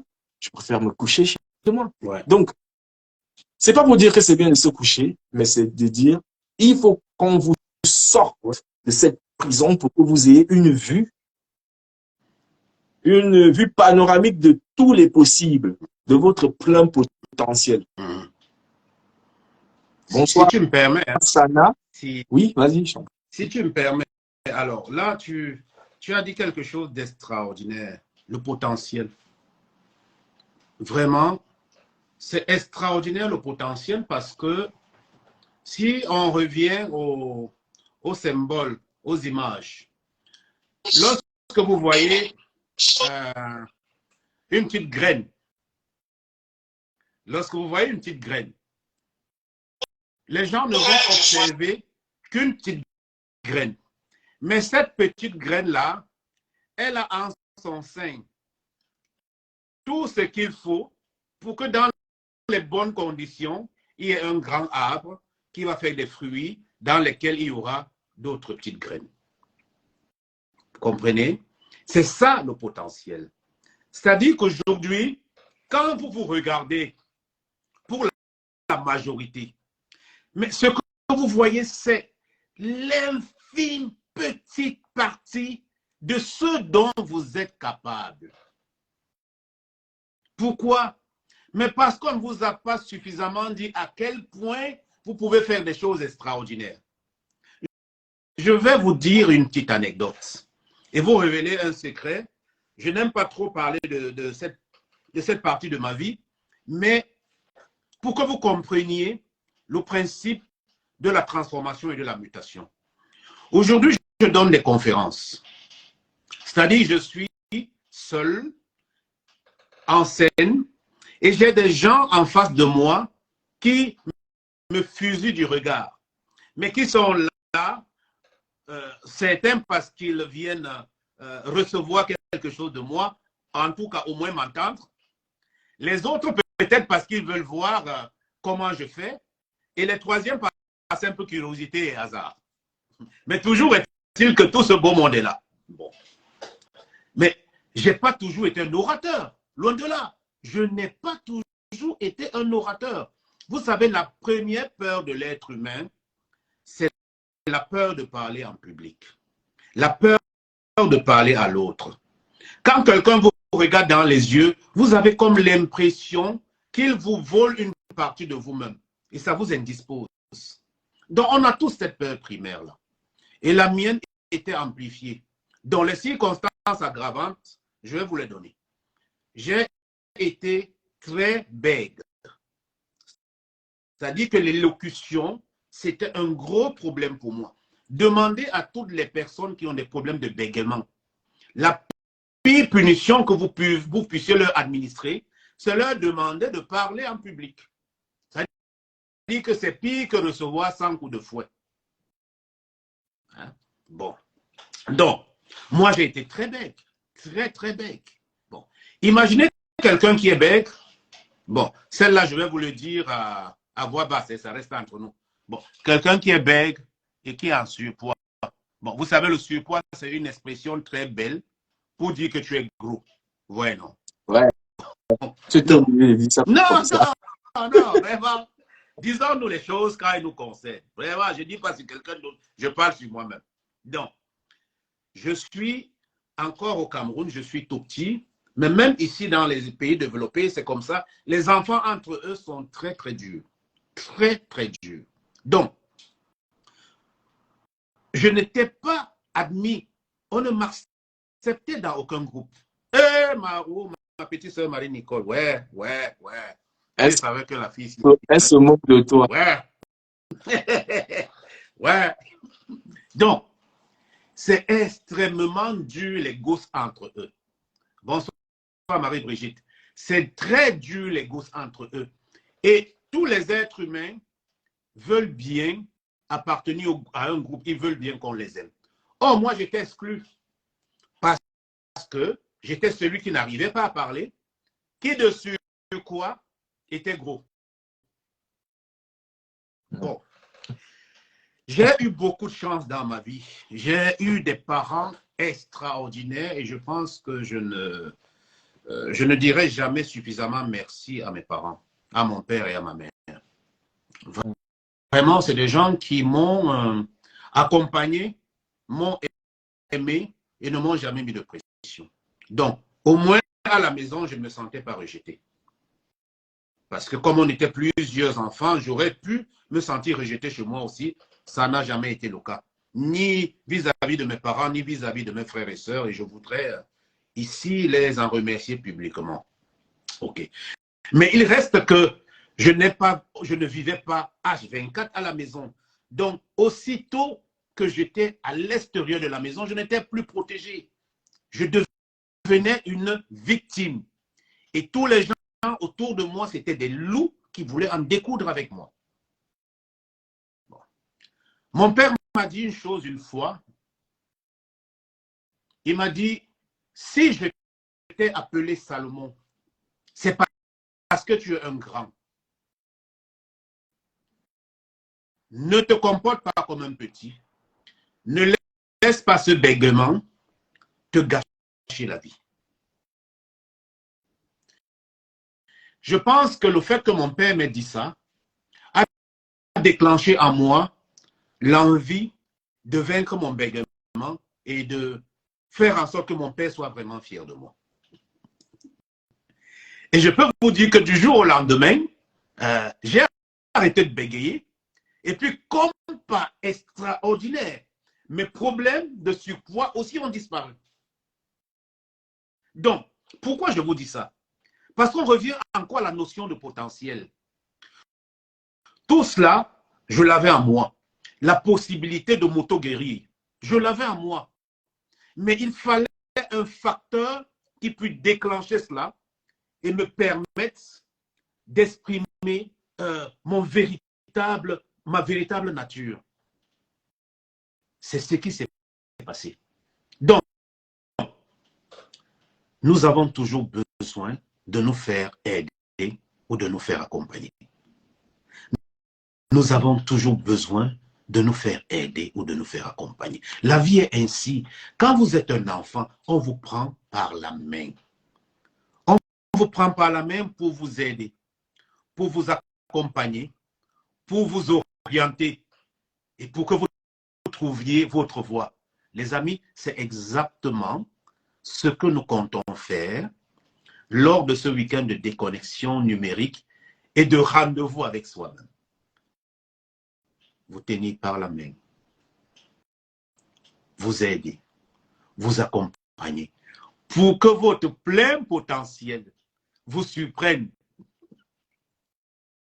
Pour que votre plein potentiel vous surprenne. C'est des choses dans lesquelles nous avons une certaine expérience. Parce qu'on ne s'amuse pas comme ça à aller chercher les émotions profondes des gens. Vous savez, le corps humain est une machine extraordinaire. Souvent, quand la machine qui s'appelle l'humain a l'impression qu'il y a des choses qu'elle ne sait pas gérer, elle les enfuit au fond de soi. Et elle les enfuit sous forme d'émotions. Bon. Or, j'ai l'habitude d'expliquer aux gens que les émotions, c'est comme du gaz. Les émotions, c'est comme du gaz. Le gaz, si vous l'emprisonnez, vous allez lui faire une chape de plomb autour. Très bien. Vous le gardez dans sa chape. Mais faites attention. À la moindre petite fissure, vous ne contrôlez plus le gaz. Hein? Vous ne le contrôlez plus. Et les émotions humaines, c'est pareil. Donc, moi, je vous donne ma philosophie de vie. Il y a longtemps que je n'essaie plus de combattre mes émotions. Je deviens copain avec mes émotions. Parce que chaque fois que j'ai combattu mes émotions, j'ai payé le prix fort. L'émotion gagnera toujours. L'émotion gagnera toujours. Je vous assure, quand on a commencé à penser ce programme-ci, à la blouse à domicile, et qu'on a commencé à y mettre de la matière, avec Ghislain, on s'est dit waouh. Waouh. Waouh, parce que nous savons ce que nous sommes devenus grâce au processus de transformation. Nous savons jusqu'où on peut aller, ou alors nous en avons au moins une idée grâce à ce processus de transformation qu'on a amorcé. Et nous savons qu'on est à même de donner un coup de pouce pour que, vous voyez cette petite graine dont j'ai parlé. Elle a besoin de quoi? Elle a besoin de soleil. Bon, le soleil, ce n'est pas nous qui le donnons. Hein. Vraiment, le soleil, c'est le truc que tu sois gentil, que tu sois méchant, que tu sois bon. Le soleil, lui, vraiment, il te donne sa vie. Oui. Après, tu fais de la vie ce que tu veux. Mais le soleil est généreux. Bon, donc, la graine a besoin de soleil. La graine a besoin d'eau. L'eau, ce n'est pas nous qui le fabriquons, qui la fabriquons, autant pour moi.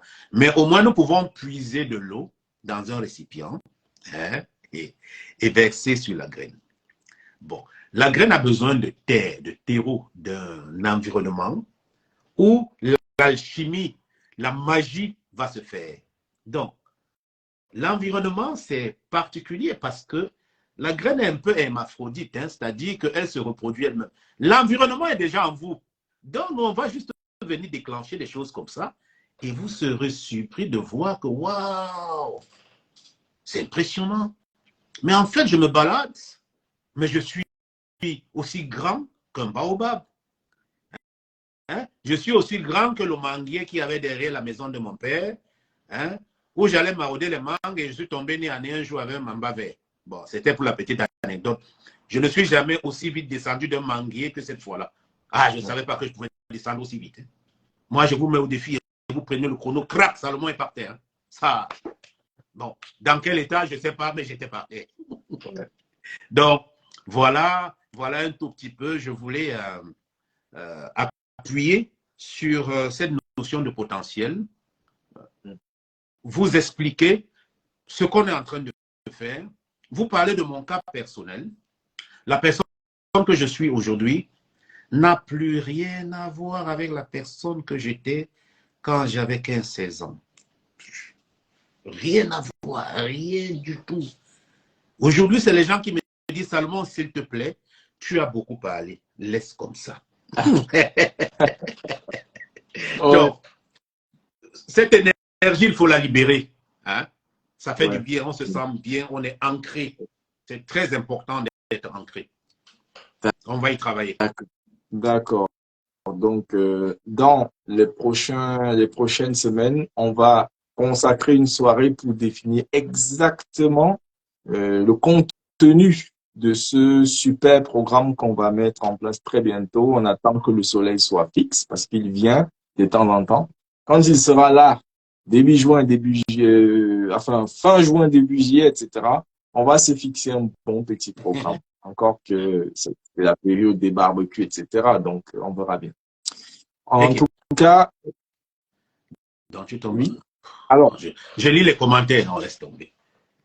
C'est tout à fait non. ok. Donc, côté activité, on va s'arrêter là pour attaquer la troisième articulation de notre échange de ce soir.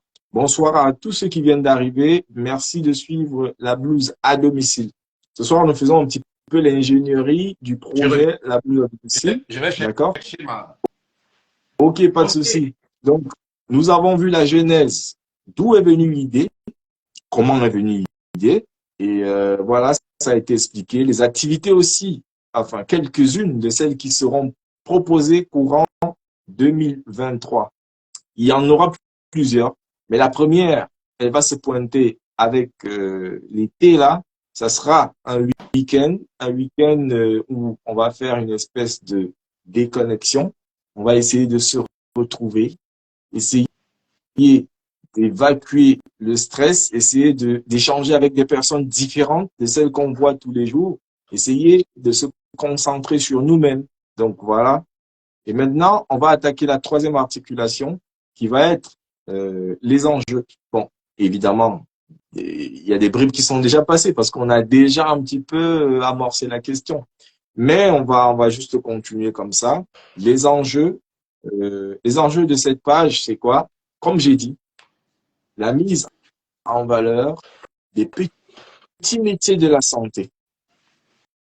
Petits métiers de la santé, je parle des infirmiers, des aides-soignants, des thérapeutes divers, parce que la médecine parallèle aussi, il y a beaucoup de disciplines de médecine parallèle qui sont d'une importance capitale, mais qui sont reléguées au second plan juste parce que, je vais dire, l'OMS ou alors les bien-pensants pensent que ces techniques ne sont pas encore dignes d'être mises en avant. Mais vous avez des méthodes traditionnelles qui donnent de très très bons résultats sur la santé. Donc voilà. Et donc l'enjeu ici de cette page, de ce projet, c'est de dire à ces personnes-là, vous n'êtes plus toutes seules du tout. Et d'ailleurs, l'une des activités aussi, l'une des articulations de la blouse à domicile, c'est que, bon, je vais un petit peu trahir le secret, je vais m'avancer comme ça, la mise en place d'un événement national, annuel, en faveur de ce petit personnel de la santé-là. Alors, je vais un peu choquer les autres. On en a un petit peu marre des journées de quoi, des médecins et tout ça. C'est bien, mais il y en a déjà. Des infirmiers d'ordre national, de tout le monde là, on en a déjà, voilà. Il y aura la fête. Il nous faut la journée nationale des nounous, la journée nationale des ménagères à domicile. Ouais, mais Comme vous nous manquez de respect, on aura notre journée nationale. Et ça sera tout un festival très festif, si tu permets. Voilà, on va célébrer ces métiers. Bon, docteur, est-ce qu'on va danser? Il y aura la danse, il y aura la bouffe. Déjà, les auxiliaires de vie, elles font de l'aide au repas, elles font la préparation de repas, donc ce sont les meilleures cuisinières. Donc, ça va être quelque chose. Ça, c'est dans notre c'est-à-dire dans notre répertoire d'activités. C'est prévu tout ça. On va avoir à primer, en France par exemple, la meilleure auxiliaire de vie. Ma petite soeur demande que ce sera où? Tu es venu Marie-Nicole, on va définir, ça arrive, on va définir. Ça, je suis juste en train de m'avancer, mais ça va arriver. Et soyez-en sûrs, on va travailler dessus avec les pouvoirs publics. Donc, ce n'est pas une affaire de Salomon et de moi en train de faire ceci, c'est avec les départements, c'est avec les conseils départementaux, etc. C'est pour vous dire que c'est quelque chose de sérieux. Voilà. Donc, les enjeux ici, c'est de changer la façon de penser des personnes. Parce que, comme je l'ai toujours dit, on a et la perception qu'on a de ces métiers-là. Aujourd'hui, on voit par exemple, le président Macron, le grand économiste, homme d'État, qui, voilà, tout ce qu'on voit de lui, on est fier on le voit, on en est fier. Mais est-ce que vous savez, je vais vous dire un secret, je suis sûr que vous ne le saviez pas. Vous vous en foutez même de toute façon. Est-ce que vous savez que le petit Emmanuel, quand il avait 3 ans, il y a une dame qui tenait sa main et qui l'amenait en maternelle. Il pleurait à l'entrée de l'école. Elle le rassurait. Elle lui disait, ne pleure pas. C'est un endroit où on va t'enseigner des choses. Tu grandiras et tu seras un grand homme. Il y a une dame qui a fait ça pour lui. Et cette dame était quoi? La nounou. C'est-à-dire, le grand président qu'on connaît là, tout puissant et tout, machin, truc, il y a une dame qui lui tenait la main quand il pleurait. Elle tenait son sac et marchait avec lui dans la rue. Je suis sûr que lui-même ne s'en souvient plus. Chers aînés, chers adultes, est-ce que vous savez qu'il y a une dame qui a fait ça pour vous? Pour la plupart d'entre nous, il y a une dame qui a fait ça. Est-ce que vous avez demandé à vos parents où sont ces dames? Qui sont ces dames? Ah, je sais, la plupart des parents eux-mêmes, ils s'en foutent de ces dames de toute façon. Moi, c'était mon grand frère et il me bouffait, il mangeait mon goûter. C'était mon grand frère. Moi, je sais, c'était mon grand frère. Peut-être ton grand frère mangeait ton goûter, mais il faisait ça pour toi. Ouais. Et notre grand frère à 2.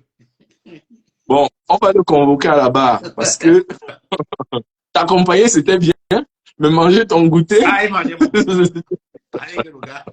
D'accord. Donc, c'est pour dire que, voilà, ça c'est un peu pour dire merci à ces personnes-là et pour leur dire, nous allons tous passer par là, nous serons des personnes âgées et on aura besoin de cette aide-là. Voilà. L'autre volet est le renforcement des compétences. Quand vous voyez des personnes avec beaucoup de potentiel, mais ce potentiel est inhibé parce que il est enfoui sous un amas de beaucoup de choses et le stress et d'autres et des idées préconçues. Des idées préconçues. Je vais vous prendre un exemple. Si là ce soir, pendant qu'on discute, je vous dis, moi je veux être président en France, je suis sûr que la moitié des personnes connectées vont dire, oh, il se la raconte. Pourquoi vous pensez que c'est pour les autres et pas pour moi? Pourquoi? Quelle est la différence entre le président Emmanuel Macron et moi? Et parce que je reste convaincu que si on compte le nombre d'années à l'université, j'y ai mis plus longtemps que le président Macron. Ça, c'est certain. C'est certain. D'où vient-il que chez moi, il faut dire d'office, ah non, non, non, non, non, non, c'est pas pour les autres. Hein. Donnez-vous la possibilité de rêver. Rêver. Je vais rentrer dans un pays comme le Cameroun, permettez-moi la petite brèche. Jusqu'à une certaine époque. Sur un continent.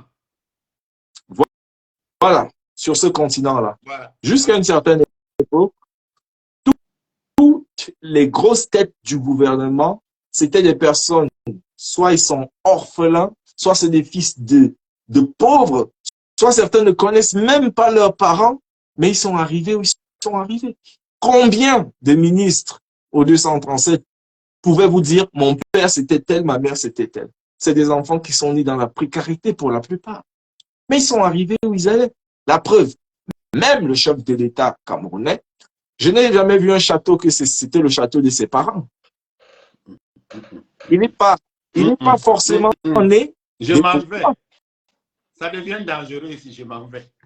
Non, mais pas du tout. Il n'est pas né des bourgeois. Il est né des parents extrêmement modestes. J'ajoute extrêmement devant.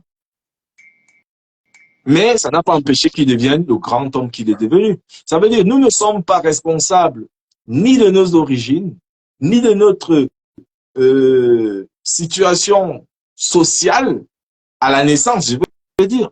Mais nous avons un devoir d'impacter notre devenir. Je ne garantis pas que c'est parce que vous voulez que votre avenir sera rose, mais votre mission à vous, c'est d'essayer de l'impacter au quotidien. Ça, c'est votre mission. Le reste, ça peut être que ce n'était pas vraiment fait pour vous, mais au soir de votre vie, vous devez pouvoir dire, j'ai fait tout ce que j'ai pu pour atteindre tel objectif. C'est pour ça que je vais prendre un exemple de quelqu'un.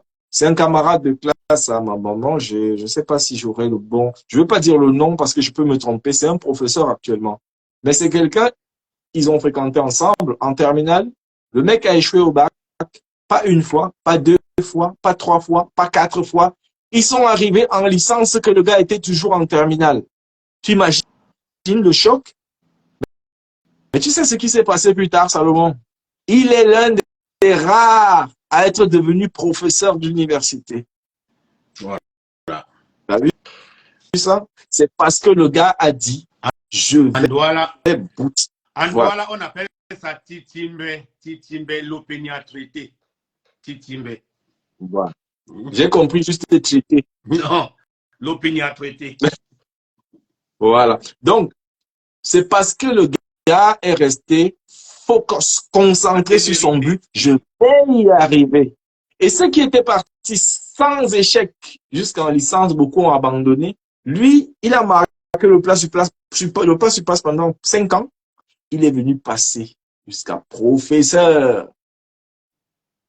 Et du haut de son pupitre, quand il enseigne à l'université, il raconte des anecdotes avec ses camarades des terminales. Je me souviens quand tel avait eu le bac, moi j'en avais encore pour 4 ans. Où est-ce tel aujourd'hui? Ah, il est allé en deuxième année, il a arrêté. Moi je suis professeur. C'est ça la vie. C'est ça que la vie nous enseigne aussi. Donc, il est important, c'est ça l'enjeu d'avoir cet état d'esprit-là. La seule limite, c'est vous. Moi, je connais des gens qui sont venus en Europe après 30 ans. Dans leur pays, ils n'avaient pas fait d'études, limite, peut-être le primaire. Mais ils sont arrivés ici, ils ont commencé à faire des formations. Formation, formation, formation. Aujourd'hui, ils occupent de grosses fonctions. Je connais un qui est à la SNCF. Il est arrivé ici, déjà, dans notre pays, le Cameroun. Je pense que, je ne sais pas s'il y a une école là-bas pour former même des personnes qui travaillent dans les chemins de fer, non? Ah, si, ou peut-être au supérieur. Oui. Mais, à l'époque de Mbanga Kumba, tu n'as pas connu ce train, toi. Bon, d'accord. Lui, okay. Donc, le gars est arrivé en France. Il a commencé à aller demander du travail dans les chemins de fer, c'est-à-dire on les prenait pour faire je sais même pas quoi là et tout ça et tout ça. Une dizaine d'années plus tard, ce gars aujourd'hui est adossé dans un bureau à la SNCF et il vous parle avec autorité parce qu'il a fait des formations internes, c'est-à-dire où on ne vous demandait pas le doctorat. Donc on vous a pris sur le tas, vous n'aviez aucune formation. Il vous propose des formations internes. Vous montez des formations internes. Pour occuper le poste de ce gars aujourd'hui, il vous faut avoir minimum bac plus 3 avant d'aller postuler. Or, il est entré là, lui, il avait bac moins 1000. C'est-à-dire, il n'avait rien du tout. La chance qu'on a, on est dans un pays où, avec l'expérience professionnelle, vous pouvez monter parce qu'il y a des formations internes. Et donc, une personne qui est ambitieuse n'entre pas dans une entreprise et il croise les bras. Il continue de se former. Pourquoi? Parce que son mindset, il se dit, je vais y arriver. Donc ça aussi, c'est l'enjeu. C'est aussi ça. Donc, on veut donner la parole ici pour que les gens se libèrent. Sentez-vous libre si vous avez un blocage sur le plan professionnel. Ceux qui veulent se mettre à leur compte, ceux qui veulent, alors, pour ce qui est de ma part, pour ce qui est de l'aide à domicile, vous avez ce qu'il faut ici. C'est une filière, donc j'ai la maîtrise de A à Z, avec la double casquette de professionnel de santé et manager. Voilà. Donc, c'est une opportunité et je suis prêt à partager tout ça. Pourquoi? Parce que je parlais de la composante sociale. Une société où des personnes sont malades, ça vous rend vous aussi malade. C'est pour ça que des pays où il y a trop de personnes pauvres, ce sont des pays où même ceux qui sont riches ne peuvent pas être heureux. On ne peut pas être heureux tout seul. Les autres ont compris. C'est pourquoi dans vos familles. Tu as certains pays en tête peut-être? Non. Je dis ça, je dis rien. Aucun pays en tête. Voilà. Donc, ce que je voulais dire, même au sein de votre famille, comment vous vous sentez si vous avez beaucoup d'argent, des entreprises, et vous avez des frères qui souffrent, qui sont dans la précarité? Ah, dis donc. Comment vous vous sentez? C'est les dents des autres, des pauvres qu'on utilise pour ouvrir la bière au deuil.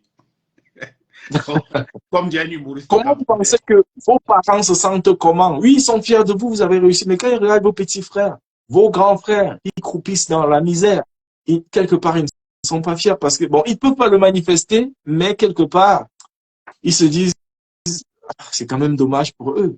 Faites, si vous voulez rendre vos parents heureux, faites quelque chose pour eux. Et c'est de ça qu'il s'agit. Donc, voilà ce que je peux dire comme enjeu. On va y revenir. Là, c'était de manière grossière. Je ne sais pas si tu as quelque chose au niveau des enjeux. Non, les enjeux, tu les as bien. Voilà. Tu les as brillamment dessinés. Hein. Les enjeux, tout. Il faut quand même qu'on rappelle qu'ici, on traite de la santé. Et que le bien-être est une composante très importante de la santé. Parce que si je suis bien, j'impacte mon environnement immédiat, c'est-à-dire que mon cercle familial. Et si mon cercle familial est bien, mais il va impacter aussi chacun, les gens de leur entourage. Donc, on va finir par créer comme ça une chaîne de solidarité des gens qui sont bien dans leur peau. De la même façon, si les gens sont de mauvaise humeur, je vous assure, la mauvaise humeur est contagieuse. Bien sûr. La mauvaise humeur est contagieuse. Vous êtes au volant, vous conduisez une voiture, quelqu'un se comporte mal, il vient d'influencer votre humeur. Et vous pouvez garder cette mauvaise humeur longtemps. Longtemps. Et vous allez la contaminer. Vous aussi, vous allez communiquer à ceux qui interagissent avec vous. À ceux qui ne vous ont rien fait, qui ne savent même pas qu'est-ce qui vous a mis de mauvaise humeur. Effectivement. Vous comprenez? Donc, essayons de... Ah, ça ne mange pas de pain, quoi. Le smile, mais un smile normal, sincère. Sincère. Ne mentons pas notre corps parce que cette enveloppe-ci, cette espèce de machine qui nous porte, c'est le truc qu'on ne peut pas mentir. Vous lui dites un mensonge, il dit, OK, tu as voulu me la faire comme ça, tu vas voir. D'accord? Et si c'est le corps qui se met à réagir contre toi, eh ben, tu n'as aucune chance de gagner. Donc, ça ne mange pas de pain. Avant d'aller voir, avant que ce soit trop grave, pour qu'on soit obligé d'avaler des cachets, machin truc, la bonne humeur, hein, ça combat le stress, on est bien dans sa peau, on est ancré et on a un champ des possibles qui est différent parce qu'on est dans on a la capacité de voir. Quand on est même mal dans sa peau, on a l'effet tunnel. D'accord? Vous ne voyez rien du tout.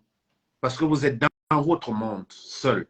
Quand vous êtes bien dans votre peau, vous avez l'effet d'ouverture. Donc, cet effet d'ouverture-là, comme on vous a dit, il y a peut-être 5% d'humains qui sont capables par eux seuls d'arriver à un développement et à une gestion émotionnelle telle qu'ils puissent eux-mêmes s'autogérer. Bon, ce n'est pas la grande majorité. Nous tous là, on a besoin que quelqu'un nous tienne par la main. À un moment, moi j'ai eu des gens, mes parents m'ont tenu par la main. Après, toutes les rencontres que j'ai faites ont été très importantes dans ma vie. Pour certains qui savent un tout petit peu que dans les différents métiers que je fais, il y a aussi le métier de prof d'arts martiaux. mais il y a surtout que je suis un élève, un étudiant, un type assoiffé de la connaissance martiale et de la philosophie qu'il y a derrière chaque geste martial. Quand je ferme le point, qu'est-ce que ça représente sur le plan anatomique, sur le plan biomécanique, sur le plan cosmique? Qu'est-ce que ça représente? Ce n'est pas qu'un point qui est fermé. Il y a toute une école derrière. Comment je ferme le point? Comment je lève le point? À quel angle? Donc, tout cela, je l'ai ramené à la compréhension de mon propre être humain. C'est-à-dire que j'ai été le sujet de mes propres recherches en laboratoire. Ce labo, c'est ma vie. Donc, j'ai disséqué comme ça. Pourquoi? Parce que j'ai eu la chance à un moment d'avoir les gens qui m'ont appris comment me regarder avec de la distanciation. C'est fou ce que je vous dis, hein? Mais je suis capable comme ça de m'asseoir et de mentalement me regarder à 360 degrés. Donc, quand vous avez l'habitude de faire ce genre de choses, mais vous avez l'impression que, en fait, votre corps devient une espèce d'ami. Il devient une espèce de compagnon et quelque chose. Vous vous sentez tellement bien dans votre peau, vous ne pouvez pas savoir. Moi, pour rien au monde, je ne vais être dans la peau de Brad Pitt. Bon, il paraît qu'il est beau, mais dis donc, qu'est-ce que je me trouve beau? Surtout depuis que j'utilise Pharmapur. On me dit, bon, la bonne pub, tu la connais. Ça existe encore ça, Pharmapur. Pharmapur. Le savon qui rend beau. Donc, voilà. Prenez votre place. Prenez votre place dans votre vie. Acceptez votre place. Souriez à la vie, souriez-vous à vous-même. Et le simple fait de faire ça va changer votre façon de fonctionner. Ça va changer votre paradigme, ça va changer votre mindset, ça va changer votre vision du monde, ça va changer votre humeur. Et en changeant tout ça, vous verrez que le monde autour de vous va changer. Voyez-vous, on va être une chaîne comme ça, de gens qui changent positivement. Et c'est comme ça qu'on fait un meilleur monde pour tous. Voilà, c'est tout un programme. Allez, merci, merci. Donc, je vais finir par une annonce. On va vendredi soir recevoir une jeune personne qui a pris la responsabilité de changer son quotidien radicalement. Une jeune personne qui a trouvé la force d'essayer de faire différemment dans le domaine de l'aide à domicile. Et vous allez voir un petit peu à quoi ça ressemble. Donc, je ne vais pas en dire plus parce que vendredi soir, quand il sera 22 h, cette personne va elle-même vous partager son expérience et on comprendra beaucoup mieux. Donc, je ne sais pas si tu as quelque chose à ajouter, sinon on va s'arrêter là pour ça. À vendredi, les amis, à vendredi, 22 h. Don't miss the rendez-vous et merci infiniment, infiniment d'être si nombreux et nombreuses chaque fois de plus en plus. Bonne soirée. Ok, merci, merci. Je vais te permettre d'aller te reposer et donc merci Salomon, merci, c'est toujours un plaisir de t'écouter, plaisir à chaque fois renouvelé. Merci à ceux qui nous font l'amitié de nous écouter au quotidien. Merci. Donc ce soir, merci de suivre la blouse à domicile. Ce soir, il était question de faire un petit peu le tour sur le projet La blouse à domicile parce que ce n'est pas qu'une page, c'est tout un projet. C'est un projet qui se développe tout doucement, qui dévoile ses articulations tout doucement, mais soyez-en sûrs, c'est un grand ensemble qui est caché derrière cette page qui en fait est un projet, ce n'est pas qu'une page. Donc ce n'est pas qu'une page Facebook comme on en voit tant d'autres, juste pour bavarder, pour dire des choses, non. C'est un véritable projet social qui est derrière, un projet de développement et qui va apporter beaucoup, qui sera une valeur ajoutée pour la vie des personnes. Je vous remercie de nous suivre régulièrement les mercredis soirs et les vendredis soirs. autour des questions qui parfois sont développées. Donc, merci à tous ceux qui nous font également des messages. Merci, ceux qui donnent des conseils, des orientations. N'hésitez pas, si vous avez une remarque à nous faire ou quoi que ce soit, faites un petit message et on se fera le plaisir de le lire. Je vous donne rendez-vous vendredi. Nous allons accueillir une jeune personne, une personne qui est professionnelle de santé, une personne qui, comme moi, a décidé de changer de direction, de reprendre le contrôle de sa vie. Une personne qui a décidé, comme moi, un jour de dire, je vais suivre la voie que je veux vraiment suivre pour moi, et elle va nous partager le résultat, comment ça s'est passé, etc. Et même au niveau financier. Voilà, parce que la particularité aussi de cette page, c'est de parler de manière décomplexée.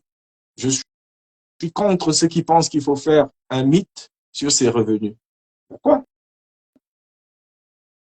Je ne pense pas. C'est pour ça que quand je donne une expérience, je donne également le salaire que j'avais, c'est sans souci. Parce qu'en fait, si je donne ce salaire, c'est une façon de dénoncer aussi. Il est inconcevable qu'avec un certain CV, qu'on ait 1750 € en France après 2020. C'est totalement injuste. Et le pire, ce n'est même pas moi.